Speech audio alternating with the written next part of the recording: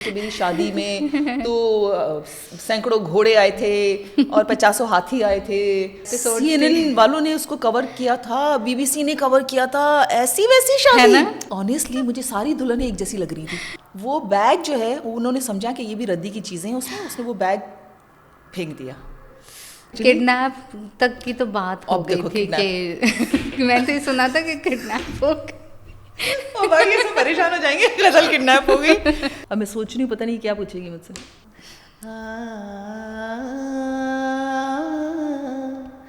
मैं सेलिना फैसल हूँ और आज आपको गज़ल के बारे में वो बातें बताऊंगी जो आपको अभी तक नहीं पता। अस्सलाम वालेकुम, मैं हूँ गज़ल और आप देख रहे हैं मेरा YouTube चैनल। लेकिन आज आपको सेट कुछ डिफरेंट सा नज़र आ रहा है ना। और ये सेट अभी थोड़ी देर में थोड़ा रिवील करेंगे हम कि क्या हो रहा है यहाँ पे, कर क्या रहे हैं। एक्चुअली आइडिया ये था कि मैं सोच रही थी कि आपके साथ, आपके लिए बल्कि मैं कुछ हल्का फुल्का सा कैजुअल टॉक करूँ, कुछ पॉडकास्ट करूँ, कुछ लोगों से मिलवाऊँ, कुछ एक्सपर्ट्स से मिलवाऊँ, जो आसान मुश्किल बहुत सारी बातें करें लेकिन कैजुअल टॉक करें, मतलब कि हल्के फुल्के अंदाज से करें। तो मेरी जो एक फ्रेंड है जिसका नाम है सलीना। अच्छा, सलीना जो है वो मेरी बहुत अच्छी फ्रेंड है, उससे पहले भी आप मिल चुके हैं। उसके घर पर मैं गई थी एक दफ़ा थेरेपेटिक पेंटिंग बनाने के लिए, तो उससे मुलाकात तो आपकी वैसे हो चुकी है। अच्छा, सलीना से जब मैं ऐसे बात कर रही थी तो सलीना ने कहा कि गज़ल सबसे पहले तो मैं तुम्हारे बारे में जो है ना वो बहुत फ़नी बातें लोगों को बताऊँगी कि जो लोगों को पता ही नहीं है। तो आज जो है वो बहुत मज़े का ये पॉडकास्ट, बहुत मज़े की जो है ना हमारी कन्वर्सेशन होने जा रही है। सलीना से मिलवाती हूँ मैं पहले, और फिर सलीना आपको बताएगी कि क्या करने जा रही है आज ये मेरे साथ। अस्सलाम वालेकुम सलीना। क्या हाल है? ठीक ठाक। ठीक हो? शुरू कर। तुम ठीक तो होती नहीं हो कभी, आज कैसे ठीक हो? इसलिए कि कैमरा सामने होता है ना तो ठीक नहीं होती। बड़े मज़े से बोल देती है कि अच्छा हाँ चलो कर लेना, आ जाओ, ये बोल देना, वो बोल देना। अच्छा, ये मेरी ऐसी फ्रेंड है कि मैं उसको कुछ भी कह सकती हूँ, ये मुझे कुछ भी कह सकती है। तो आज ये अपनी ना कुछ भी कहने का बड़ा फ़ायदा उठाएगी, मुझे पता है, क्योंकि उसने मुझे पहले डराया हुआ है। गज़ल आज तो तुम्हारी मैंने क्लास लेनी है। मैं कहा चलो ले लो। तुम क्या समझती हो कि हमने भी कच्ची गोलियाँ खेली हैं? नहीं, वैसे ये बात बहुत मैं एडमायर करती हूँ कि यू आर वेरी ओपन, कि जब भी कोई भी चीज़ हो, मैं कॉन्शियस हो रही होती थी उस एक ही आपके साथ रिकॉर्डिंग की है कि ये कैसे होगा, यहाँ क्या, या इसको रोक दें। नहीं, जैसे हो रहा है बस होने दो, नेचुरल रखो। तो मज़ा आता है ना? हाँ, मज़ा तो तुम्हें आता अच्छा, होगा। मैं वैसे भी इसी तरह से मुझे अच्छा लगता है। मैं कभी कभी इतने बुरे हुलिये में बाहर निकल जाती हूँ, फिर कॉन्फिडेंस नहीं, हाँ, बड़ा कॉन्फिडेंस। वो सोशल मीडिया पे जो तस्वीरें लोग लेते हैं ना, फिर याद आता है वो बड़ा कॉन्फिडेंस, क्योंकि लोग आपको मिलते हैं, डरी तो नहीं ना? नहीं, मिलते हैं बहुत प्यार से। अच्छा, कभी कभी मेरा बहुत बुरा हुलिया होता है, मैं कहती हूँ इस हुलिये में आपके साथ सेल्फी, फिर मैं जब अगले का प्यार देखती हूँ ना, फिर मैं कहती हूँ अच्छा चलें खींच ही लें, कोई मसला नहीं। मैं सोचती हूँ यार प्यार ज़्यादा बड़ा है इन सारी चीज़ों से। तो एनीवेज थैंक यू यार, तुम आती हो जब मैं तुम्हें क्या कहते हैं, जहमत देती हूँ, तो वो जहमत का फ़ायदा उठाते हुए आ जाती है। मैं रहमत समझ के आती हूँ। अच्छा, अब मुझे बताओ क्या क्लास क्या कौन सी लोगी मेरी? हाँ, तो मैं ये सोच रही थी कि कहाँ से शुरू करूँ, बिकॉज शादी के बाद ही हम लोग मिले थे, तो पहले का मुझे कुछ नहीं पता। अच्छा, हमारे बच्चे जो हैं वो स्विमिंग करते थे एक साथ, तो कौन सा था, शामिर?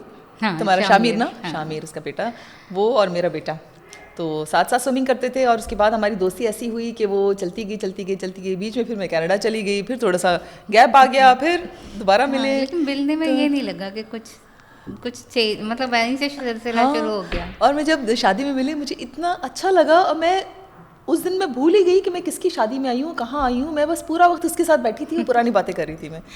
तो बस, तुम करती क्या हो मैडम, ये तो बताओ। अच्छा, मैं थेरेपिस्ट हूँ फिलहाल तो।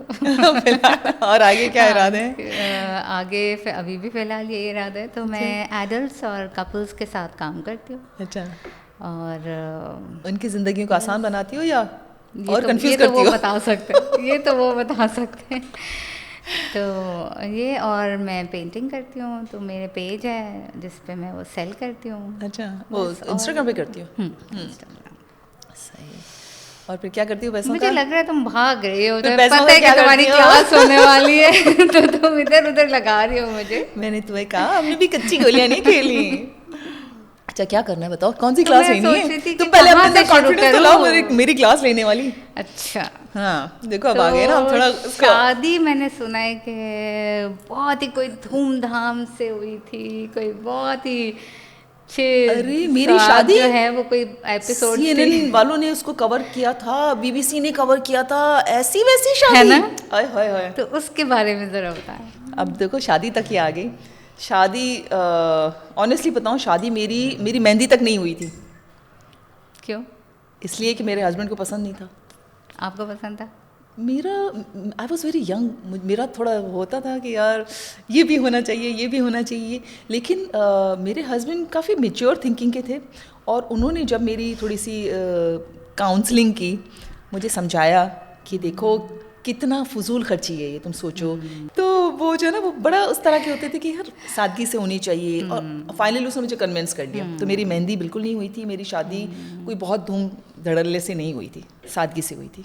और शादी का जोड़ा, शादी मैंने सुना वो तो कोई बहुत ही डिजाइनर लाखों अब का।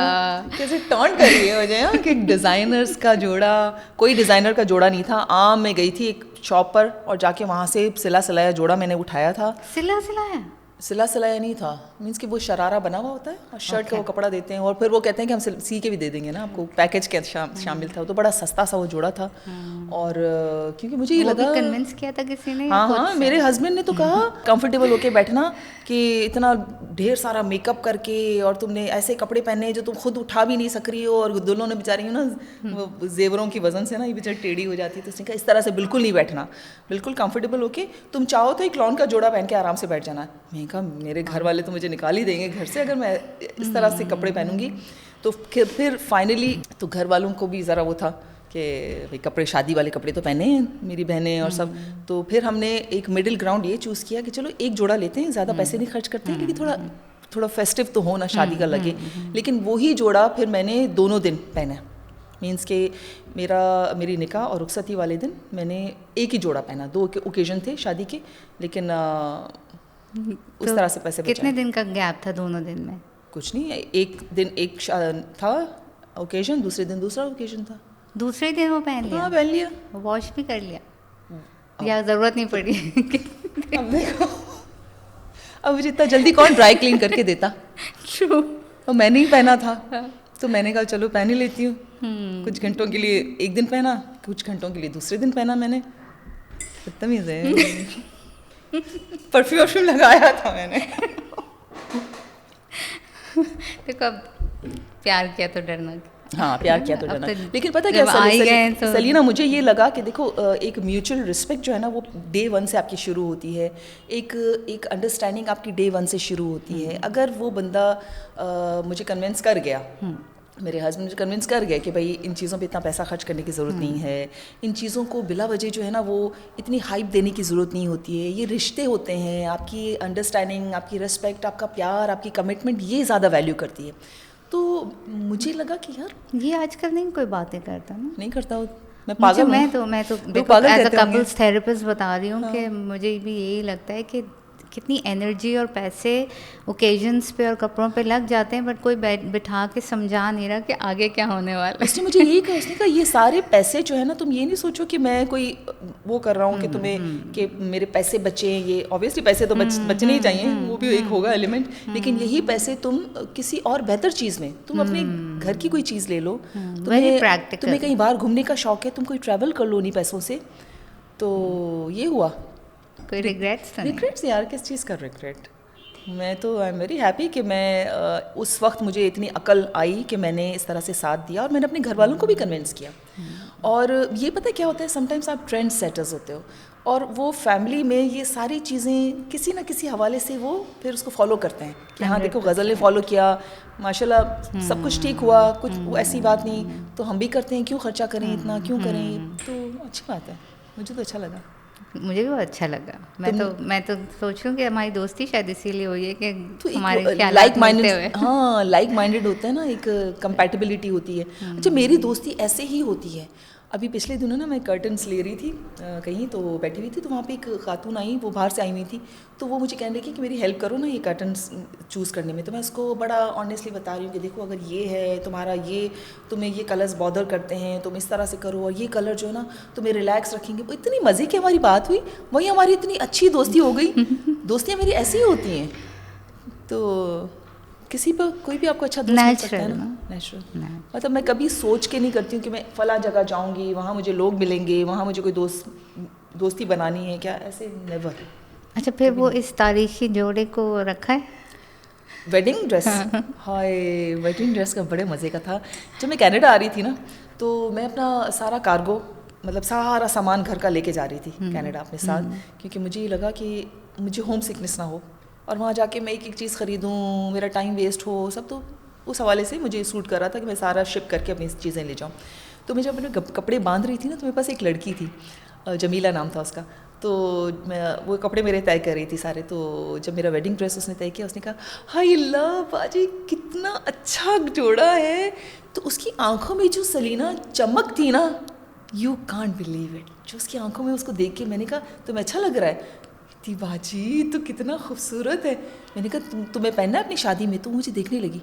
मैंने कहा मैं सच सच कह रही हूँ, पहनोगी इसको? कहती कि मतलब कि उसको समझ नहीं आ रही थी कि ये कैसे मुमकिन हुआ। मैंने कहा तुम ले जाओ, मैं उसको दे दिया। वो इतनी खुश हुई, मुझे लगा कि मेरे जितने भी मैंने थोड़े पैसे खर्च किए थे उसके पैसे वसूल हो गए, उसकी वो खुशी और उसकी वो देखकर।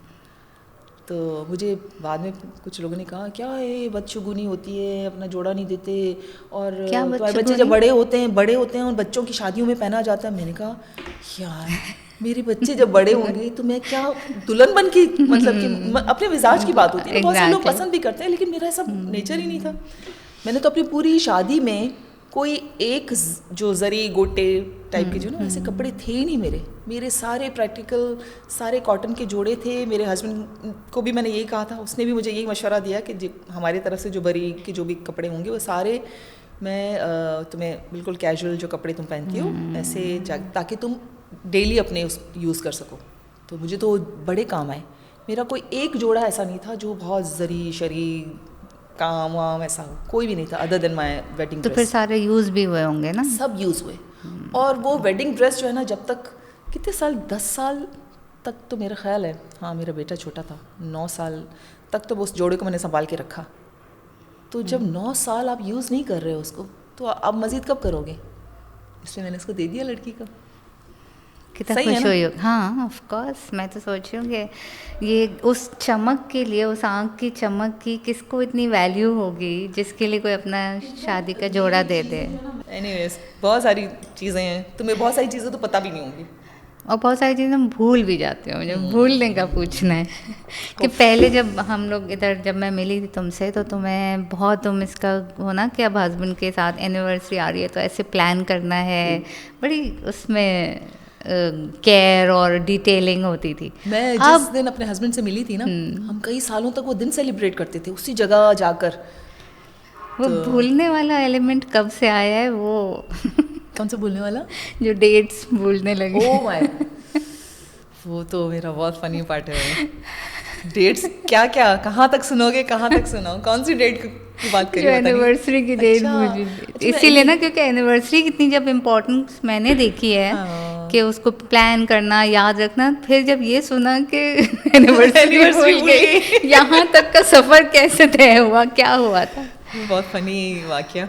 कनाडा में थी मैं, तो मेरे हस्बैंड जो है ना वहाँ 1-1.5 साल के लिए पाकिस्तान में आए थे, कोई जॉब के सिलसिले में यहाँ पर उनको बुलाया था। तो मेरे भाई जो हैं उसने मुझे एक दिन इनवाइट किया अपने घर पर। मेरे बड़े भाई वहीं हमारे मोहल्ले में रहते थे। तो मेरी भाभी, मेरे भाई और मैं अपने बेटे के साथ जब उसके घर ही गई, तो वो थोड़ा सा सेलिब्रेशन वाला थोड़ा सा माहौल था ना, कुछ सजा रहे थे, कुछ कर रहे थे। वो आपको भनक पड़ जाती है ना कि कुछ ना कुछ हो रहा है। तो मैंने अपने बेटे को कहा, अयान आज कहीं मामू जान की कोई बच्चे की बर्थडे तो नहीं कोई कि मैं मिस कर गई हूँ क्या? उसने कहा नहीं मामू मुझे तो याद नहीं आ रहा। मैं कहा लगता है कुछ है, आज कोई डे है मामू जान का, इसीलिए सेलिब्रेशन हो रही है, तुम जाओ खामोशी से जाके फूल लेकर आओ। तो मैंने उसको पैसे दिए, वो जाके फूल ले आए। जब वो आया तो मेरा भाई जो है वो केक लेकर, मेरी भाभी और बच्चे तालियां बजा रहे हैं, हैप्पी वेडिंग एनिवर्सरी। तो मैं किसकी? कह रहे तुम्हारी। ओह माय, मैंने कहा मैंने तो अपने हस्बैंड को विश नहीं किया है और आज मेरी वेडिंग एनिवर्सरी और मेरा बेटा हंस हंस के भाई भाभी सब पागल कि तुम्हें याद नहीं है? मैंने कहा, तो कहता है हाँ इसीलिए हम जो ना सरप्राइज। मैंने कहा ये मैं समझ रही कि तुम लोग की कोई है और वो एक्चुअली मेरी वेडिंग एनिवर्सरी निकली। तो ये ऐसा होता है जब शादी पुरानी हो जाती है ना थोड़ी थोड़ी, तो ऐसा ही होता है। तुम्हारे साथ हुआ है कभी? आज आपका दिन है। मेरे पे क्लास लेके आनी है। चलो तुम्हारी क्लास फिर लूंगी मैं। हंस लो हंस लो। अच्छा, तो लेकिन वो भूलने की मुझे और भी चीज़ें पता है ना आपकी असल में। अब तुम सब बातें बताओ। वो जो शादी किसी फ्रेंड की। ओह, वो पता है कब की बात है? मेरी शादी हुई थी और मेरी बहुत ही बेस्ट फ्रेंड की शादी थी 2-3 दिनों के बाद। ठीक है, तो मैं अपने हस्बैंड को लेके चली गई तैयार व्यार होके। वहाँ पे 4 शादी हॉल थे, A B C D। अच्छा, मैंने कार्ड में देखा था B हॉल, मुझे याद था। तो मैं जाके B हॉल के अंदर जा गई और वहाँ पे ना काफ़ी फोटोग्राफी ये वो सब। तो मैंने फर्स्ट रो में मैंने अपने हस्बैंड को कहा चलो यहाँ बैठ जाते हैं तो थोड़ी सी फारिग हो जाए फिर मिलेंगे। तो उसने कहा ठीक है, हम बैठे रहे। वो काफ़ी देर तक चलती रही रस्में ये वो सब। अच्छा, उसकी बाद जो है वो मैंने कहा अब जाते जाते उसको लिफाफा दे के और विश करके जाऊँ। जब मैं स्टेज पे गई तो मुझे लगा ये मेरी फ्रेंड की शक्ल थोड़ी बदल गई है। अच्छा, मुझे ऑनेस्टली मुझे सारी दुल्हनें एक जैसी लग रही थी। सब दुल्हनें, आप जिस हॉल में जाए ना आपको लगेगा कि वही। पहले तो मैं दुल्हनें सब एक ही जैसी लगती हैं, अब एक ही सलोन से निकलती है, एक ही तरह का मेकअप करती है। तो इस पर काफी लोग नाराज हो सकते हैं। इतना खर्चा करके आप कह रही सब एक जैसे लग। ऑनेस्टली दुल्हनें जब बनती है ना दूर से आप देखें तो सब दुल्हनें एक जैसी लगती हैं। अब कितनी दूर से? हाँ, ये अब मेरी आई साइड पे वो आ जाएगा कितनी दूर से कैसी लग रही थी। अच्छा, एनीवेज जब मैं गई स्टेज पे तो मुझे लगा कि मेरी फ्रेंड की शक्ल थोड़ी बदल गई है। अच्छा, समटाइम्स आपको बिल्कुल चेंज कर देते हैं, ट्रांसफॉर्म कर देते हैं मेकअप करके। आप एक शक्ल से दूसरी शक्ल हो जाती है आपकी और आप पहचान नहीं पाते हो। लेकिन वो काफ़ी डिफरेंट थी मेरी फ्रेंड से। तो फिर मुझे मैंने उससे कहा तो उसने कहा नहीं यहाँ पे तो कोई नहीं है शादी, में तो मेरी शादी है। तो फिर मुझे ज़रा वो मैंने रिकॉल किया और मैंने देखा सारा मैसेजेस, तो वो 1 दिन पहले हो चुकी थी शादी। ओह, फिर मेरे हस्बैंड ने जो मेरा रिकॉर्ड लगाया उसने कहा तुम तैयार होके मुझे भी लेकर आई हो और यहाँ पर तुम्हारी फ्रेंड की शादी है नहीं और तुम इतनी देर तक बैठी रही। तुम्हें दूर से लगा कि तुम्हारी फ्रेंड है, तो हो क्या गया तुम्हें? तो ये ऐसी हरकतें भाई मैंने बहुत की। किसी गाड़ी में भी बैठ गई थी ना? यार प्लीज। So, ये वाली साइड जो है ये जो इतनी अलर्ट यहाँ पे होती है गजल। मैं किसी की गाड़ी में नहीं बैठी थी मैडम, मैं अपनी गाड़ी में बैठी थी। मैं जा रही थी एक्चुअली। किडनैप तक की तो बात हो गई थी कि मैंने तो ये सुना था कि किडनैप हो गई। भाई ये सब परेशान हो जाएंगे, गजल किडनैप हो गई। ऐसा कुछ नहीं था। मैं एक्चुअली मैं जा रही थी कहीं, ठीक है, और मैं मेरी फ्रेंड की भी गाड़ी थी पीछे से। ठीक, कभी कभी आप किसी ओकेजन पे जा रहे होते हो ना कहीं किसी जगह पे, तो मेरी फ्रेंड ने कहा मुझे कॉल करके कि यार तुम अकेली बैठी हुई हो, मेरी गाड़ी में आ जाओ ना, तुम ड्राइवर है और कोई नहीं है। तो मैंने कहा चलो ठीक है। तो हम सिग्नल पे कहीं कोई गाड़ी रुकी बिल्कुल बराबर में। तो मैंने अपने ड्राइवर को कहा कि मैं बाजी के साथ जा रही हूँ, ठीक है, और उसने सुना नहीं। अच्छा, मैं उसकी गाड़ी में बैठ गई। वो समझा कि मैं उधर ही पीछे बैठी हुई हूँ, तो वो घर तक पहुँच गया। ठीक है, वो समझा बाजी पीछे बैठी हुई है, गाड़ी चलाते चलाता घर चला गया। अब वो जब घर पहुँचा और पीछे उसने मुड़ के देखा तो मैं हूँ नहीं। अच्छा, उसने मेरे हस्बैंड को फ़ोन किया कि बाजी गायब हो गई। हस्बैंड ने कहा कैसे गायब हो गई भाई मेरी बीवी? उसने कहा हाँ गाड़ी में पीछे बैठी थी बाजी, लेकिन गायब हो गई, अभी है ही नहीं। और वो मेरे हस्बैंड परेशान हो गए। भाई अगर कोई ड्राइवर कहे कि पीछे गाड़ी में बाजी बैठी हुई और अचानक बाजी गायब हो गई तो वो क्या सोचेगा? तुम बताओ खुद। देरी बंद हो जाएगा, खत्म हो जाएगा, गायब हो गई, कोई तो सवाल आएगा उसके जहन में। उसके बाद लेकिन मेरे हस्बैंड थोड़े से समझदार इंसान है, वो उसने फ़ौरन से मुझे कॉल किया। तो मैंने कहा कि भाई मैं तो उसके साथ बैठी हुई हूँ और मैंने तो कह रहे हो तो इतना परेशान हो रहा है, बाजी कहीं गायब हो गई है बाजी। मैंने कहा मैंने उसको कहा भी है कि मैं देखो उसकी गाड़ी में बैठ रही हूँ, उसने ध्यान नहीं दिया होगा कुछ। तो ये मामला हुआ था। उसमें जो है वो इतना बड़ा तमाशा हो गया कि भाई बाजी गायब हो गई, बाजी पता नहीं कहाँ चली गई। अब तुम फन लो, हाँ मज़े लो। मैं थोड़ा सा ब्रेक दे रही हूँ कि दूसरे भी तो मज़े ले ले। इतनी देर में मैं इतनी जल्दी आगे बढ़ जाऊँ तो अभी बहुत हो सकता है इस वक्त थोड़ी देर हंसी रह गई इस बात पे, या शॉक्ड हो कि ये गज़ल वही है जिसको हम जानते हैं। अच्छा, मैं एक्चुअली बताऊँ, मैं बड़ा लोग पसंद करते हैं, मुझे प्यार करते हैं डिसेंसी के हवाले से सब, थैंक यू सो मच। लेकिन अदरवाइज़ जो है बड़ी मैं फ़न लविंग हूँ। मेरी फैमिली में भी सब कहते हैं गज़ल तुम नहीं होती ना मज़ा नहीं आता है, तुम आगे बस अब ज़रा रौनक आ गई है, तो उस टाइप की मेरी है पर्सनैलिटी। लेकिन अदरवाइज मैं सबके साथ शायद बहुत ज़्यादा ओपन अप, बहुत ज़्यादा मे बी। मैं तो अपना एक्सपीरियंस बता सकती हूँ। मैं तो समझती हूँ इतना ओपन इंसान, इतना नेचुरल, इतना मतलब कोई हैंगअप्स नहीं।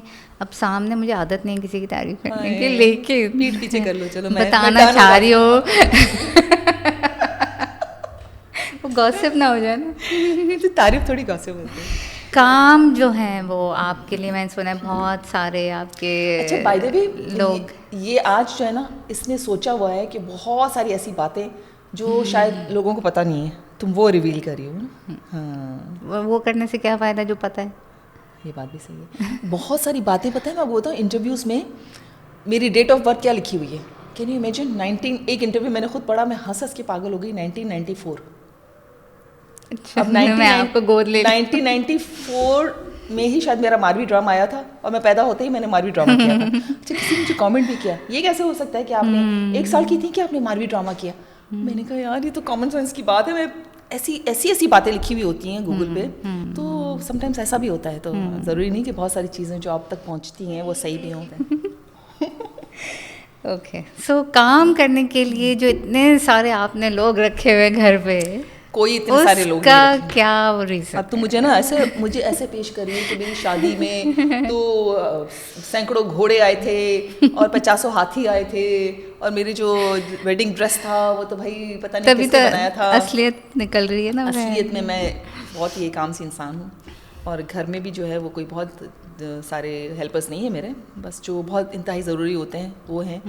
लेकिन पहले मुझे याद है फिर भी थोड़ा बहुत करवा लेती थी मैं, अब वापस आके तो हर चीज़ आप खुद ही करते हो काम। हाँ, घर की क्या काम, हुआ ये? पता नहीं क्यों सलीना, मेरी जब से मैं वहाँ कनाडा से जाके आई हूँ, क्या हुआ? हाँ, कनाडा से आई हूँ ना, जब मैं जा रही थी ना, तो मेरी जो लड़की जिसकी मैं जमीला की बात कर रही हूँ, वो मेरा मजाक उड़ाती थी, कहती थी अच्छा उस वक्त क्या होता था कि मैं मॉर्निंग शो करती थी, उसके बाद में बहुत सारे बिजी होती थी, वॉइस ओवर्स करती थी, बीच में कोई एक आध प्ले हो गया वो कर लिया, तो मतलब, और बेटा मेरा छोटा था, उसको सॉकर पे ले जाना, उसको स्विमिंग पे ले जाना, उसकी हॉर्स राइडिंग की क्लासेस, ये वो सब चीज़ें मैं खुद मैनेज करती थी। मतलब मेरी ये आदत नहीं होती थी कि मैं अपने बच्चे को किसी के साथ भेज दूँ, किसी अटेंडेंट के साथ। तो मुझे ये होता था कि बीइंग अ मदर मैं उसको वो जितना टाइम दे सकती हूँ मैं दूँ।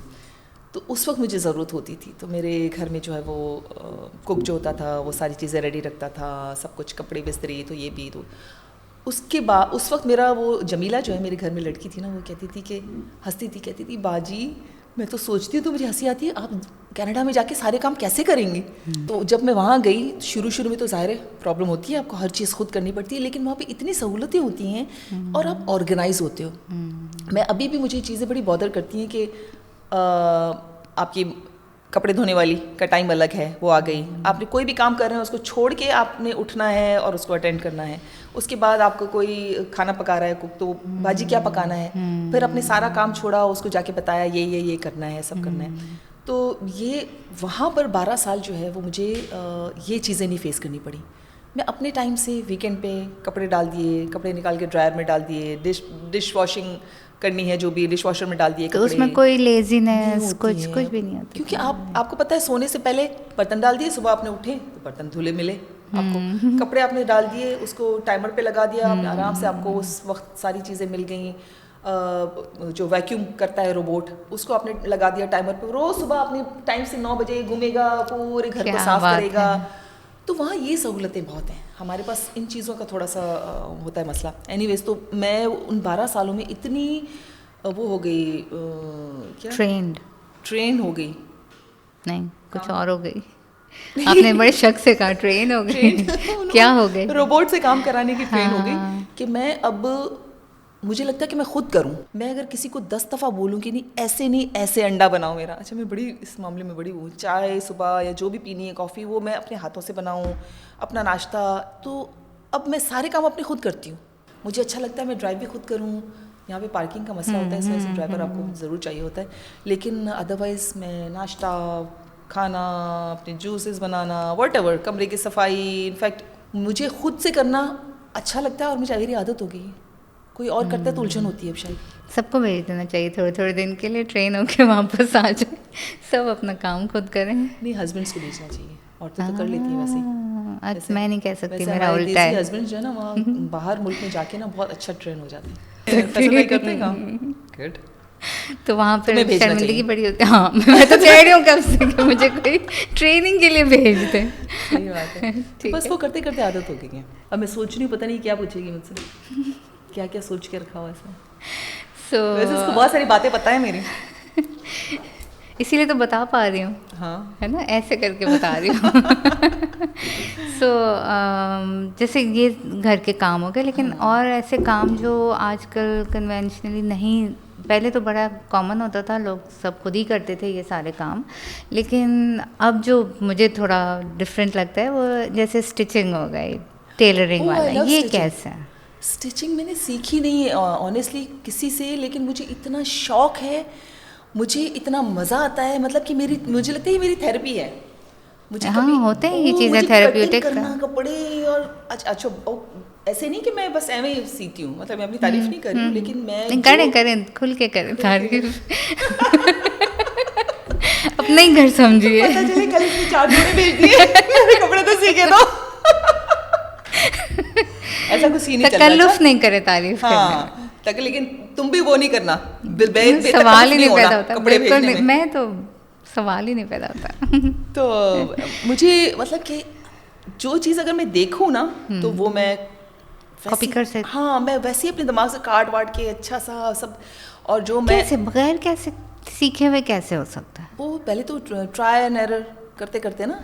अच्छा, और और शौक यूट्यूब में- था उस वक्त जब नहीं, सीखना? मैं तो बहुत पहले तो करती ये थी, जब तो अपने उसमें थी, कॉलेज के ज़माने में थी, तो बड़ा मज़ा आता था। ये तो बहुत करते ही करते। हैरानी और वाली कनाडा बात। में तो जाहिर है आपके वो स्टिचिंग बहुत महंगी भी है वहाँ पर, और वहाँ जो टाइम मिलता है, और अगर आप अपने आप को बिजी ना रखें तो वहाँ पे बड़ा डिप्रेशन होता है, जो एक ग्लूमी सा वेदर होता है ना वहाँ पे कनाडा में, जो ठंडा वेदर, ठंड में तो स्पेशली। तो मैं तो बड़ी एक ज़बरदस्त सी अपनी सिलाई मशीन रखी हुई थी, और उसमें वही मैंने ली थी, यहाँ से लेके इतने गई। मज़े मज़े के कपड़े सीती थी मैं। और मैं उस दिन अपना ट्राउज़र पहना था, मैंने वो जो प्लाजो टाइप का जो होता है ना, तो मेरे हस्बैंड कह रहे हैं बड़ा अच्छा पहना हुआ है, तो मैंने कहा ये मैंने खुद सिया है। कहता है नहीं, मैंने कहा अब आप तो अभी ऐसे तक ना बोले। यकीन नहीं आया। मैंने कहा आप तो ऐसे ना बोले, मैंने खुद सिया है। अभी भी मुझे छोटी छोटी चीज़ों के लिए ना टेलर को कपड़े भेजना इतना बुरा लगता है कि यहाँ से थोड़ा सा टाइट कर दें, यहाँ से फिटिंग सही नहीं है। मुझे लगता है यार 1 सेकंड का काम है, इसके लिए मैं भेजूँ, फिर वो 4 घंटे अपने पास रखे शर्ट और फिर वो भेजे, मुझे उलझन होती है। बस जल्दी से कर लूँ, जल्दी से हो जाए, पेशेंस नहीं। पेशेंस नहीं है। बट ये वाली चीज़ को हम तो ये ये- कह के नेगेटिव कर रहे हैं आप नहीं, कुछ, लेकिन पता है कि काम के मामले में भी ऐसे ही ये होता है। अच्छी बात है। काम भी जब कोई करता है ना, तो मैं कहती हूँ इतना टाइम लगा रहे हो, तो 2 मिनट का काम है, हटो मैं खुद करती हूँ। अच्छा, तो ये मुझे अब थोड़ा सा काम करना है खुद पे, क्योंकि आपको प्रोडक्टिव काम अच्छा, करना एक चाहिए। किसी अब इसमें तो नहीं होगा, लेकिन कोई पहना हुआ हो जब कभी अपना, तो बताना, ये तो मैं भी देखूंगी। मैं अब दोबारा वो पहनूंगी शर्ट, हाँ। मैं वो दिखाऊंगी बिल्कुल। ठीक है। ट्राउजर भी पहन के आऊंगी, जिसकी मैं बात कर रही हूँ ना, वो भी मैं पहन के आऊंगी किसी दिन। और क्या हॉबीज़ में, और क्या क्या मसला? अब मैं देखो, अब तुम बताओ, तुमने मेरी क्लास नहीं ली है, बोलो अच्छा, वॉइस के हिसाब से, क्या हो इसके हिसाब से। वॉइस के मैंने सुना है, बहुत सारे काम किए हैं, लाइक इवन सिंगिंग तक भी सुना है, तो I don't know confirm. Singing का मुझे शौक है। वो शौक तुम्हें पता है, मज़े की बात बताऊँ, शायद ये भी पता नहीं होगा लोगों को, कि मेरी और मेरे हस्बैंड की पहली मुलाकात कैसे हुई, जिसमें वो एक स्पार्क होता है ना, तो वो कैसे हुआ। हाँ हाँ, ये वो तो बहुत ही ये हुआ कि- इंटरेस्टिंग है। हाँ। सब कुछ छोड़ के ये सुनना है सब कुछ पहले। छोड़ के। मेरी नंद की बर्थडे थी, और उसने मुझे इनवाइट किया था अपने घर पे, तो वहाँ पर म्यूजिशियंस आए हुए थे। तो वो जो एक होता है ना फन वाली म्यूजिशियंस, मीन कि प्रॉपर कोई सिंगर नहीं था, जिसने घर वाले लोग गा रहे थे, सब कर रहे थे। अच्छा। तो उसने कहा गज़ल अब तुम आओ, तुम सुनाओ गाना। तो मैंने एक छोटा सा राग था अदाना बहार, तो वो मैंने थोड़ा सा सुनाया। तो राग ही सुना दिया, एंड यूर सेइंग कि गाना नहीं आता? नहीं, मैंने थोड़ा थोड़ा अपनी, मतलब मेरी सिस्टर्स सीखती थी कॉलेज में, तो उनसे सीखा हुआ था मैंने वही राग। तो मैंने वो जब गाया, तो मेरे हस्बैंड जो हैं वो आगे बैठ गए, और बड़े बड़े शौक से ही करके सुनने लगे। उसके बाद मेरी नंद ने मुझे बताया, कहते ये मेरे भाई जो है ना, कभी इस तरह से किसी के आगे इस तरह से नहीं बैठते हैं, तुम्हारा पूरा गाना आके इस तरह से सुना है। अच्छा, तो वो मेरे माइंड में डालती गई ना उसकी शरारत जो थी, कि मेरा भाई जो है वो तुम्हें बहुत पसंद करता है, ये करता है, वो करता है, वहाँ से बातें वहीं से शुरू हुई। अब तो गाना सुनना बनता है। हाँ, मैं वही राग सुनाऊँ अब हाँ, यार, खांस रही थी, देखो तुम्हें पता है, ठीक है। तो ये सब बड़े सिंगर्स ज़रूरी कहेंगे।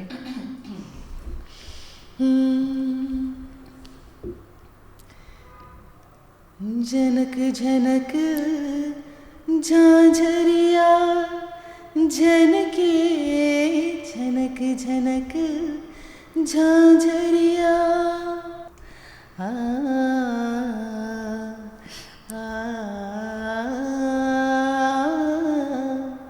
झनक झनक झांझरिया झनके सात सुरों का जादू बन के सारे सनि धा प म ग रे ग रे पा पा पा तंता थैया मोहे नाच नचाई रे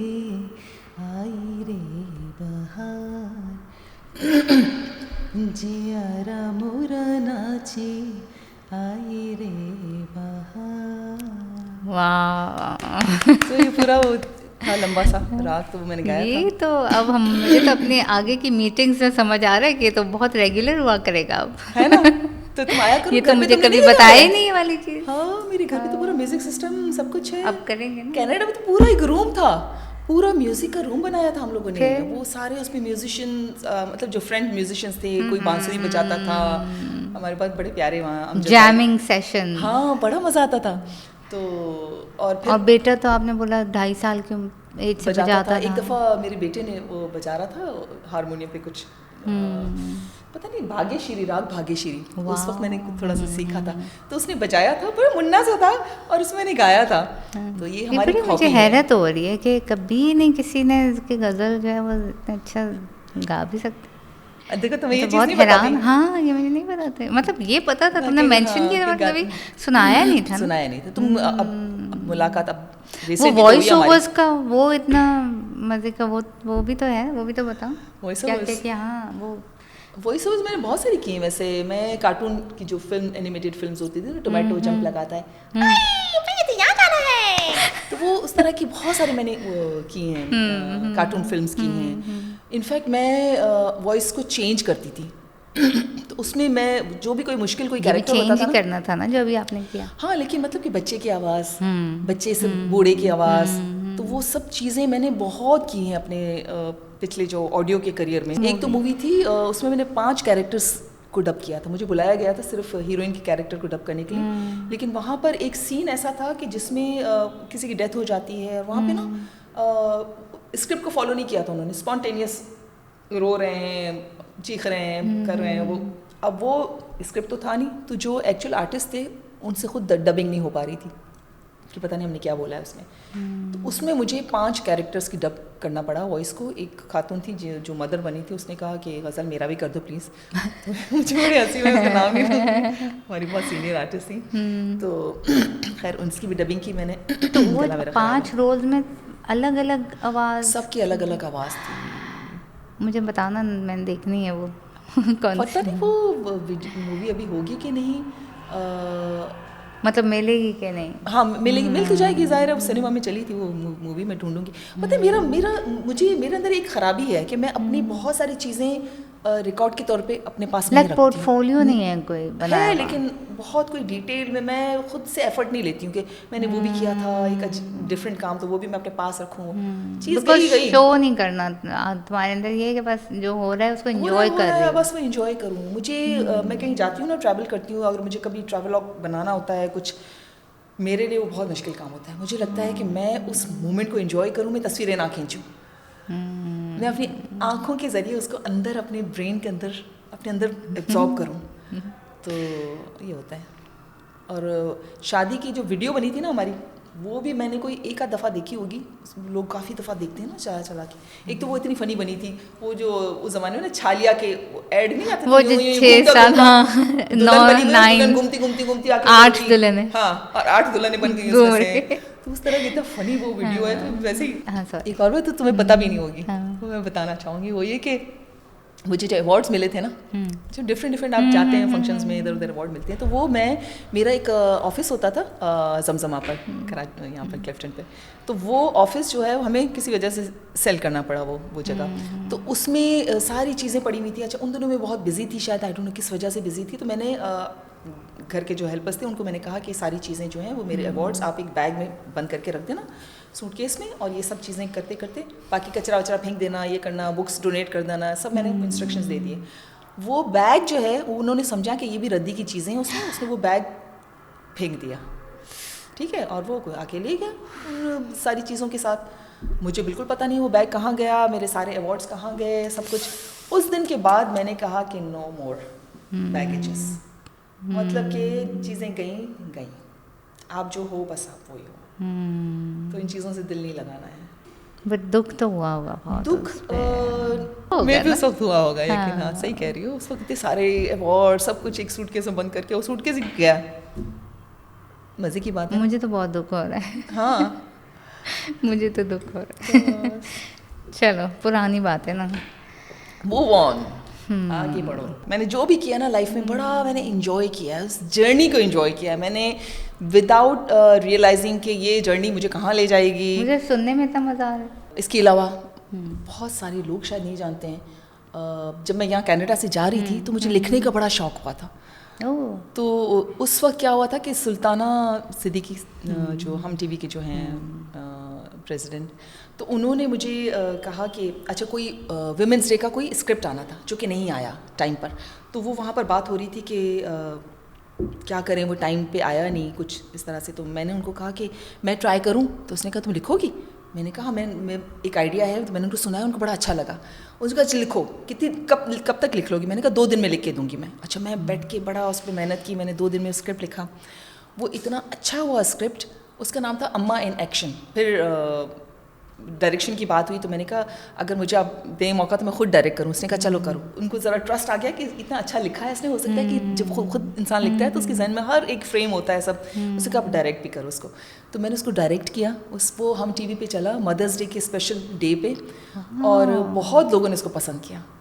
रुबीना अशरफ साहिबा उसमें थी मेन रोल में, बहुत अच्छा एक कॉन्सेप्ट पे था। इस बड़ा अच्छा, ये सबको नहीं पता है। हाँ, मैं चली गई कनाडा, चली गई तो मेरा वो परसू नहीं कर सकी मैं अपने वो मेरी एक गफलत है, मेरी सुस्ती है कि मैं वहाँ लिख सकती थी, लेकिन मैं नहीं लिखा। अब लिख लो। पता नहीं अब क्या तो लिख सकती हूँ। हाँ।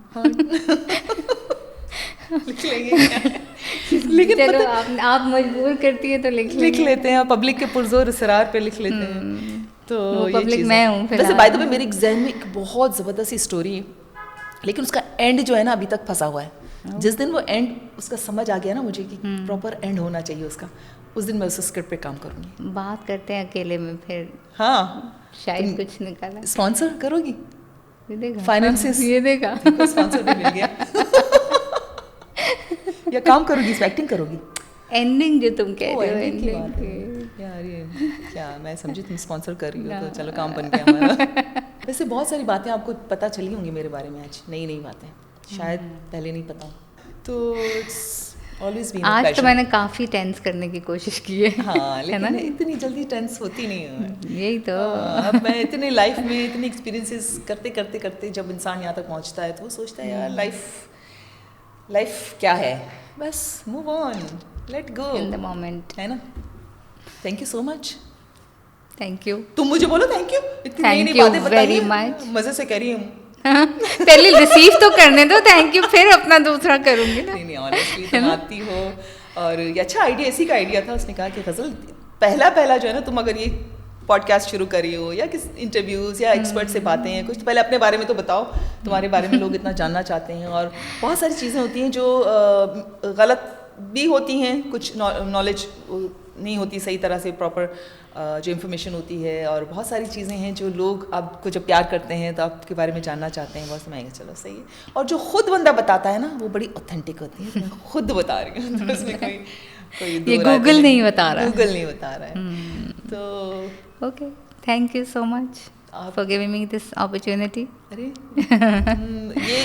ये भी तो एक बात है ना, गज़ल सिद्दीकी की ऐसी चीज़ें कितने लोग देखो, आपको नहीं समझ आएगा बिकॉज आप ज़रा मलंग इंसान है। लेकिन ये मेरी ऐसी फ्रेंड है ऑनेस्टली कि जो ये बातें पूछ सकती है आराम से, इसको पता भी है बहुत सारी चीज़ों का।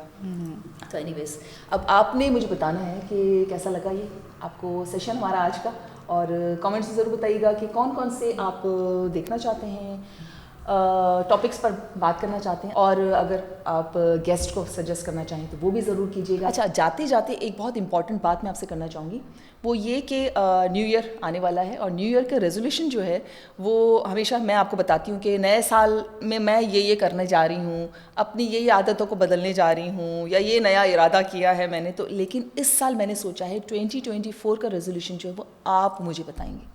जी, आप छोटे से 30 मिनट्स के एक 30 मिनट्स नहीं, 30 सेकेंड्स का प्लीज़ 30 सेकेंड का एक छोटा सा वीडियो मैसेज मुझे रिकॉर्ड करके, और आप उसे इंस्टाग्राम पे अपने डालकर मुझे टैग करें। गज़ल सिद्दीक ऑफिशियल इंस्टाग्राम पर डीएम कीजिए मुझे, और उसको आप #गज़ल 2024 #गज़ल 2024 करके आप उसको डालें उस पर इंस्टाग्राम पर।